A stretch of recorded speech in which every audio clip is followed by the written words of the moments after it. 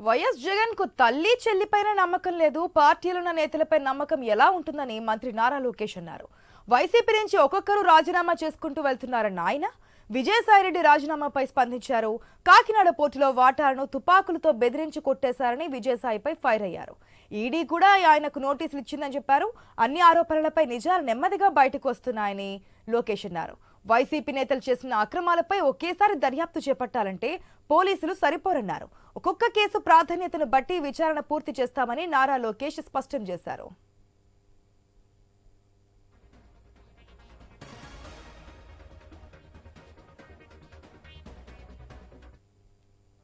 తల్లి చెల్లికే జగన్మోహన్ రెడ్డి గారిపై నమ్మకం లేదు. ఇంకా పార్టీలో ఉన్న నాయకులకు ఎలాంటి నమ్మకం ఉంటుంది? నేను ఎప్పటి నుంచో చెప్తున్నా, వైకాపా నాయకులు డబ్బుల కోసం పార్టీనే అమ్మేస్తాడు ఈయన అని. ఇప్పుడు అది నిజం అవుతుంది కదా. ఒక్కొక్కరు రాజీనామా చేసుకుంటూ వెళ్తున్నారు. కాకినాడ పోర్టు కూడా అడ్డగోలుగా తుపాకులు పెట్టి రూపాయి ఆస్తిని సుమారుగా 6 పైసలకి కొట్టేసానికి ప్రయత్నించారు. కొట్టేశారు, క్షమించాలి, ప్రయత్నం కాదు, కొట్టేశారు, ట్రాన్స్ఫర్ చేసుకున్నారు. కేసు పడింది, దానిపైన ఈడీ వాళ్ళు కూడా లవ్ లెటర్లు రాశారు విజయసాయి రెడ్డి గారికి. రా బిడ్డ రా అని ఇంటికి. అన్ని బయటకు వస్తున్నాయి కదా. సిమిలర్ వ్యాషన్ దీనిపైన కూడా కంప్లైంట్లు వస్తాయి, తప్పనిసరిగా యాక్షన్ తీసుకోండి. జగన్ అధికారంలోకి వస్తే ఎలా అని పారిశ్రామికవేత్తలు దావోస్ పర్యటనలో తమను ప్రశ్నించారని మంత్రి నారా లోకేష్ అన్నారు. చంద్రబాబును చూసి ఏపీలో పెట్టుబడులు పెట్టేందుకు పారిశ్రామికవేత్తలు ముందుకు వచ్చారని లోకేష్ అన్నారు. జగన్ హయాంలో అమర్ రాజా తదితర పరిశ్రమలకు ఎదురైన ఇబ్బందులను వారు వివరించారని గుర్తు చేశారు. జగన్ కావాలని అమర్ రాజా యాజమాన్యాన్ని వేధించారని లోకేష్ విమర్శించారు. కంపెనీలను వేధిస్తే పెట్టుబడులు పెట్టేందుకు రాష్ట్రానికి ఎవరు వస్తారని ప్రశ్నించారు. వైసీపీ నేతలు రెడ్ బుక్ గురించి ఎందుకు భయపడుతున్నారని నిలదీశారు. త్వరలో ఉత్తరాంధ్ర, విశాఖకు తీపి కబురు చెబుతామని లోకేష్ అన్నారు.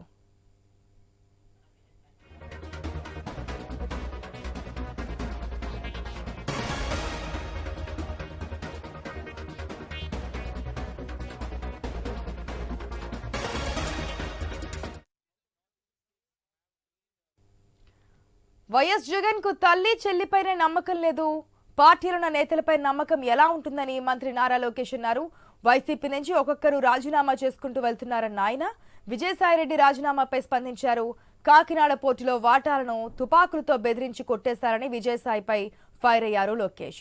ఈడీ కూడా ఆయనకు నోటీసులు ఇచ్చిందని చెప్పారు. అన్ని ఆరోపణలపై నిజాలు నెమ్మదిగా బయటకు వస్తాయని లోకేష్ అన్నారు. వైసీపీ నేతలు చేసిన అక్రమాలపై ఒకేసారి దర్యాప్తు చేపట్టాలంటే పోలీసులు సరిపోరన్నారు.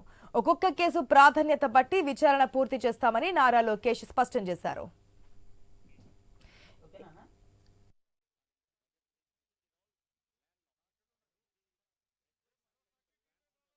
ఏపీలో మళ్లీ జగన్ అధికారంలోకి వస్తే ఎలా అని పారిశ్రామికవేత్తలు దావోస్ పర్యటనలో తమను ప్రశ్నించారని మంత్రి నారా లోకేష్ అన్నారు.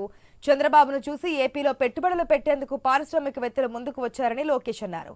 జగన్ హయాంలో అమర్ రాజా తదితర పరిశ్రమలకు ఎదురైన ఇబ్బందులను వారు వివరించారని గుర్తు చేశారు.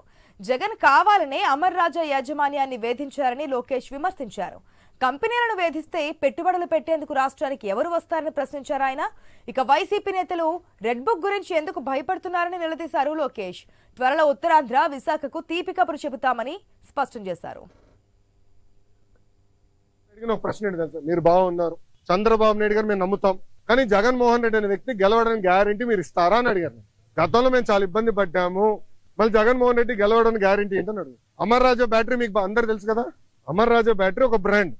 Amar Raja battery corporate headquarters Chittoor జిల్లాలో ఉంటుంది. వాళ్ళు కట్టే పన్నులో, ఇన్కమ్ ట్యాక్స్ లో ఆంధ్ర రాష్ట్రానికి ఎక్కువ భాగం వాటా వస్తుంది. ఎందుకంటే వాళ్ళ హెడ్ క్వార్టర్స్ ఆంధ్ర రాష్ట్రం. ఆంధ్ర రాష్ట్రంలోనే highest tax payer Amar Raja battery. ఆ అమర్ రాజా బ్యాటరీని వేధించలేదా గత ప్రభుత్వం? ఇదే కోడిగుడ్డుని అడుగుతున్నా, నువ్వు వేధించలేదా? సైకోని అడుగుతున్నా, నువ్వు వేధించలేదా? అమ్మ రోజా గారికి జ్యూరిక్ కి దావోస్ కి తేడా ఏంటో తెలియదు. నన్నేం చేయమంటారు స్వామి?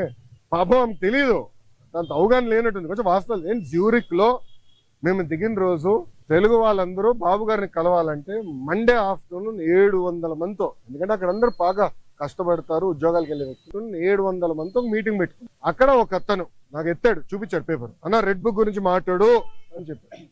అతనికి సమాధానం చెప్తూ నేను మాట్లాడా, డావోస్ మాట్లాడా. రెండోది మళ్ళీ చెప్తున్నా, రెడ్ బుక్ గురించి ఎందుకు వాళ్ళు భయపడుతున్నారు?